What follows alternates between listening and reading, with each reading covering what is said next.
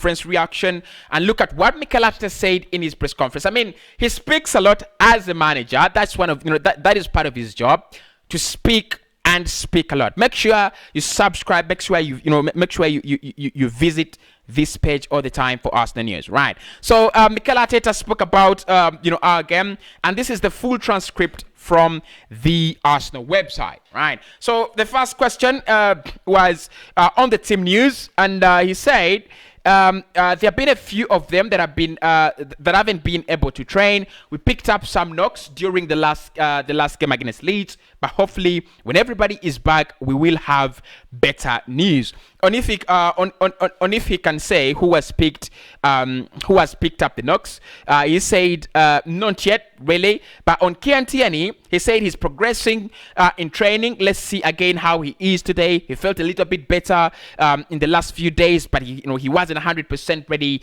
to start the game. But again, we will see what happens in the last 40 hours. On Nuno Tavares, he said he had an impressive performance. To have your first Premier League debut and play the way he did with that intensity, as well as that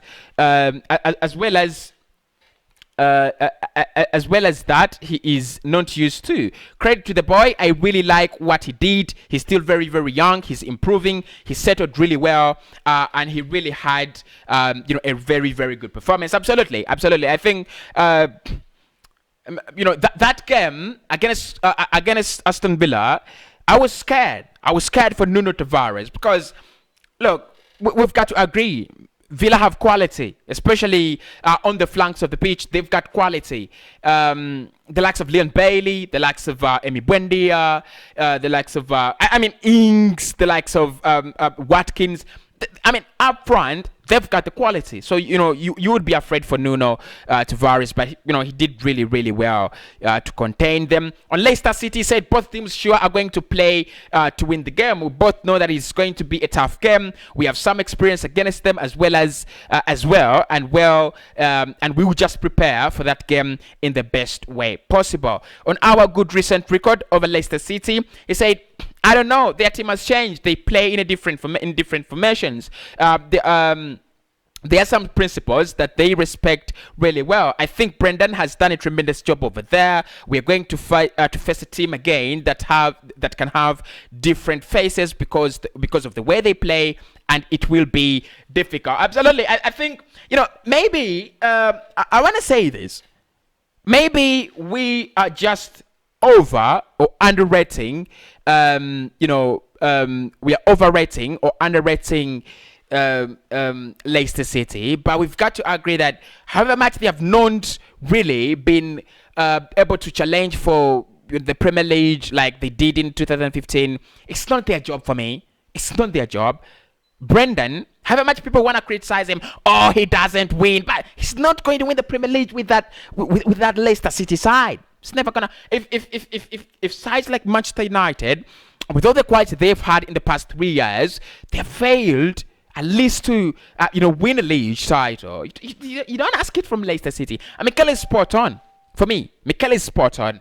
The manager there, Brendan, has actually done a tremendous job, over there. On how midweek matches will affect the weekend, he said.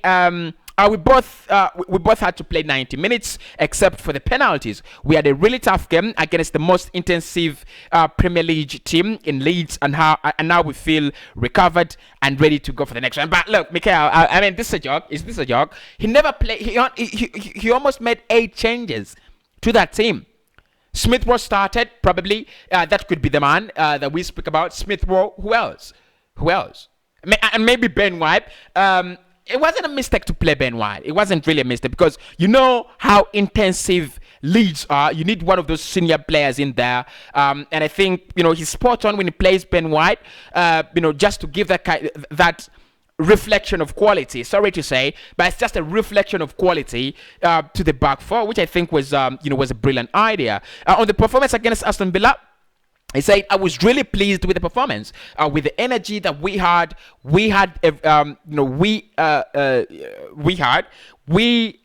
I think he tries to make that we had every intention from the first minute to do what we believed could hurt Aston Villa, and we continued like that throughout the game, and so that's another step forward. Absolutely right. And say that game is gone, and now full focus on just Leicester City. Yeah, but before you say it's gone, bro, it's one of your best games. It's one of your best games this season. So don't say it's gone. It's one of your best games. Enjoy it though.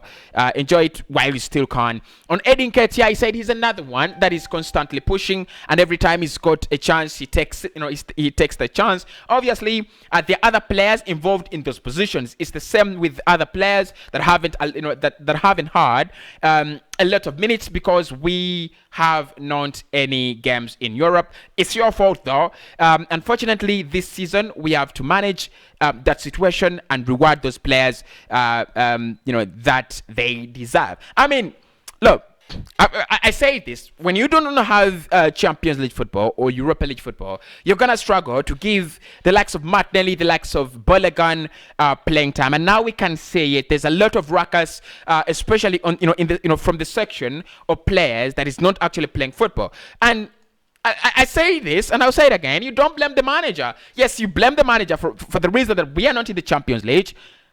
You can never blame the manager all the time. It's gone. It's gone. Right? So now you players have to push. Players have to push. If you feel like you're better than Aubameyang, score the goals. If you feel like you're better than Smith Rowe, create the chances. If you don't do that, you're never gonna get in the side. So Mikel, for this one, I'll let you off the hook just for a minute. But Eddie, just a minute. I don't think Nketiah is good enough. Yeah, he can never come into a press conference as a manager. He can never come out in a press conference and say, that guy is shit, I don't like him. No, he can never say that. And I absolutely do understand that. But we've got to agree. We kept Eddie. I don't know. I even don't know why we kept Eddie. He wanted to go. He wanted out. He wanted to go to Crystal Palace. He wanted to go to Brighton or Leverkusen. All those clubs were interested. I don't know why we kept him. And we are apparently trying to offer him a 3.5-year contract. I think the reason for me is give him a contract and then sell him for good money, right? Because in the summer, he was left with 1 year left on his contract. And now in January, he'll be left with 6 months. So I think what Arsenal trying to do is get him to sign so that you can sell him for good money. I don't think really, Mikel Arteta has him in his plans. He might lie. Of course, managers do lie, don't they? But we know better than anyone. We know better than anyone that Eddie doesn't have a future, at Arsenal. On Bernd Leno, he said, I think he competed really well the other day, and he showed his level. That's why he is here for me. When he plays, he needs to play at the best level, and when he's not, he needs to support his teammates like everybody does. I'm gonna admit that's if I'm Leno, that kind of hurts, right? That kind of hurts. But I think what Mikel is doing here is he's pointing to the reason as to why Leno is not playing football. Because Leno, somehow adamantly came out and said, I don't know why I'm not playing football. I deserve to be the first 11. I'm like, bro, you're conceding goals like hell. You're conceding goals like you've never been in a goalkeeping academy. How do you expect a manager to give you regular team football? How do you expect a manager to give you regular team football in his team when you're not good enough, right? And I think for me, Mikel just puts it very clear. He needs to play at a top level. For me, he's a top level goalkeeper. Yeah, I know many of you are gonna say, "Cause you just like him." I do like him. I mean, I've got to agree. I do like him, but he's also a top goalkeeper for me. He's just a top goalkeeper. He needs to work out his problems. He needs to, He needs to work out his problems. You're never gonna be that that kind of goalkeeper that is always mourning. Mourning doesn't help. Get your feet together. Get your gloves together. You're fighting for a number one spot at a club like Arsenal. You're 29 years of age with a 23-year-old, and he's doing better than you. And you're mourning. Leno, stop the mourning, right, bro? Stop the mourning. Yeah, stop the mourning and get to work. Right, stop the morning and get to work. On if playing a 4-4-2 is the key. He was asked on if playing a 4-4-2 is the key. to improving away from. And he said we have different options to play with different players who bring different qualities and different formations that can adapt to what we want to do in the game, or because of the opponent. That's it. And then scoring goals is not just a consequence of the amount of chances we create, but sometimes, unfortunately, it's about the efficiency as well. I'm not really gonna comment that. I'm not really gonna comment on that. He was asked about Barcelona. I don't care what he says about Barcelona. I have my own opinions about Barcelona because I love it as a club. So I'm really not going to get out on what he said on Barcelona. On speculation about the job, he said, I'm extremely happy at Arsenal and I feel privileged to be here and my only focus is here. Wow. You nailed it. He nailed it, bro, because, I mean, at the moment, nobody's, looking to sack him. So he nailed it, right? He nailed it. And for me, just like any other manager, right? Just like any other manager, when you nail it, you've got to brag a little bit, right? You've got to brag a little bit. So he's bragging, and I got no problems with that. Got no problems with the manager bragging. On the 5 substitutes, he says, I don't know. There have been different situations, obviously. In the COVID world, we had one situation. We had a lot of struggles, a lot of games in a really condensed calendar. I don't think it's going to change with the way it's looking with the World Cup and the willingness to play every 2 games and then the African Cup of Nations and then play another 2 cups and play every single competition that is possible. We have to think really about how we are going to take care of those players so we don't ban them. Yeah, I mean, look, for me, the idea of 5 substitutes makes a lot of sense, especially during this time. There's so many games. Imagine if Arsenal was playing in the Europa League on Thursday. There's so many games. And then the World Cup is coming on. The players are coming from the Euros. There's African Cup of Nations in January. There's so many games. 5 substitutes is only right. I mean, at least to deal with this condensed calendar, do it 5 substitutes. Yes, I know it just changes the game. We're used to these 3 substitutes, and the orthodox way is just too entertaining for the game. But we could regress back at some point in the future. All right. He was asked on what we can improve, and he said, I think in every department we can get better at the use of the ball, the understanding of the game, how we manage situations, how we deal with moments of pressure in every department. I think we have a lot of improvements to make, but there are some basics that we are doing much better, which helps a lot to win football matches. I don't disagree. I think it's spot on, right?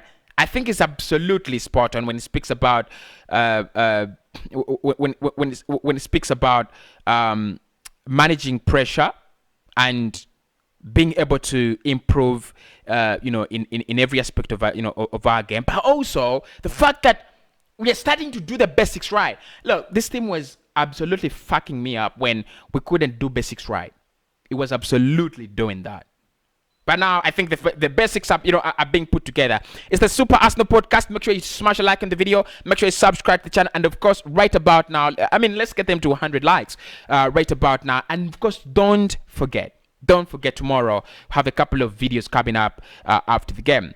On the sickness bag going around the club, he said yes, it's a bit of sickness and just tummy X and things like that. Hopefully today everybody will be okay. And on if Ben White was affected, he said he hasn't really trained yet, so again we've had to wait for today to see how he's feeling and make the decision then. On Aubameyang and his recent efforts for the team, he said, well, he had various conversations, and obviously, where you have a season whereas as a team we haven't fulfilled our expectations, and individually we haven't. We have to find the right reasons why, right? And of course, I think the last one we will take was from Pat Sendak. He did talk about William Saliba as well. Right, he said he knows about Dhaka, and he did credit Leicester City for their recruitment, which I think is sheer hypocrisy for me. It's sheer hypocrisy. We should be doing better than them. we should be we should be doing better than them in terms of recruitment.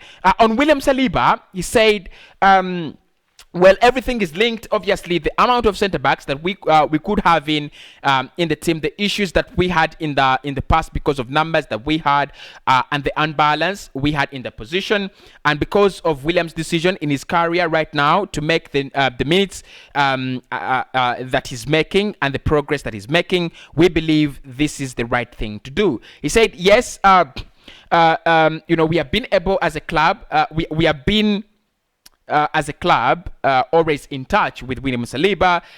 They went to see the game against PSG. Edu and Ben were there to watch him and keep a close eye on him and the progress that he's making. Obviously, he's our player, and we and with all the loan, he's our player, and with all the loan players that we do have. All right, I think it's